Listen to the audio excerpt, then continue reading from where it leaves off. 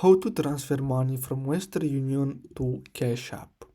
So basically what you're gonna have to do is simply transfer the money from Western Union to a bank account and then simply link that bank account to your Cash App account. So I'm gonna show you how you can do that. So first of all, go to Western Union and then click on send money.